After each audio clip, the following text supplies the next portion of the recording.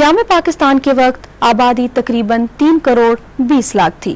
تیزی سے بڑھتی ہوئی آبادی کی غذائی ضروریات کو پورا کرنا وقت کی اہم ضرورت ہے۔ سوچنے کی بات یہ ہے کہ ہم زرعی ملک ہونے کے باوجود بنیادی غذائی اجناس بہت مہنگے داموں کیوں خریدتے ہیں؟ اکثر اوقات ان کی قلت کا سامنا بھی کرنا پڑتا ہے۔ دیہی آبادی کے روزگار کا انحصار زراعت پر ہے۔ وقت کے ساتھ ہم نے زراعت کے میدان میں کافی ترقی کی ہے، ایک لمبا اور کٹھن سفر بھی طے کیا۔ کبھی پیداوار میں اضافہ ہوا اور کبھی کمی آ گئی۔ زراعت کے شعبے میں استحکام آج کا چیلنج ہے جو ماہرین کی توجہ کا متقاضی ہے۔ فصلوں کے لیے پانی کی عدم دستیابی بہت بڑا مسئلہ ہے۔ جو پانی دستیاب ہے اس کو صحیح طریقے سے استعمال نہیں کیا جا رہا۔ کیمیائی کھادوں کے بے تحاشا استعمال نے نہ صرف انسانی صحت پر برے اثرات چھوڑے ہیں بلکہ زمین کی پیداواری صلاحیت کو بھی متاثر کیا ہے۔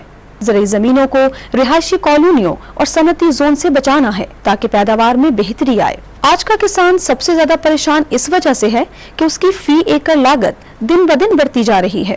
کبھی وہ مہنگے بیج کی شکل میں ہوتی ہے اور کبھی بے انتہا مہنگے کیمیائی زہروں کی شکل میں۔ کبھی آئے دن بڑھتی ہوئی ڈیزل اور بجلی کی قیمتیں۔ رہی سہی کسر اس وقت نکل جاتی ہے جب وہ اپنی پیداوار مارکیٹ میں لے کر جاتا ہے۔ مارکیٹ میں گورنمنٹ کے نرخوں پر پیداوار کو بیچنا سب سے بڑا مسئلہ بن جاتا ہے۔ فائدہ نہ کسان کو ہوتا ہے اور نہ عوام کو۔ مڈل مین فائدے میں رہ جاتا ہے۔ کسانوں کے لیے ایسی تحقیق کی بھی ضرورت ہے جو مسائل کے حل پر مبنی ہو، اور پھر یہ تحقیق الماریوں کی زینت نہ بنے بلکہ اسے عام کسانوں تک آسان طریقے سے پہنچایا بھی جائے۔ زراعت کے روشن مستقبل کے لیے جدید طریقہ کاشتکاری کو اختیار کرنا ہوگا تاکہ فی ایکڑ پیداوار بڑھائی جا سکے، اور ساری توجہ رقبہ بڑھانے پر نہ ہو بلکہ پیداوار بڑھانے پر ہو۔ بڑی فصلوں کے علاوہ چھوٹی فصلوں جیسے دالیں، پھل، سبزیاں وغیرہ ان کی کاشت پر بھرپور توجہ دی جائے۔ خاص طور پر دالوں کی پیداوار بڑھانا اشد ضروری ہے۔ موجودہ فی ایکڑ پیداوار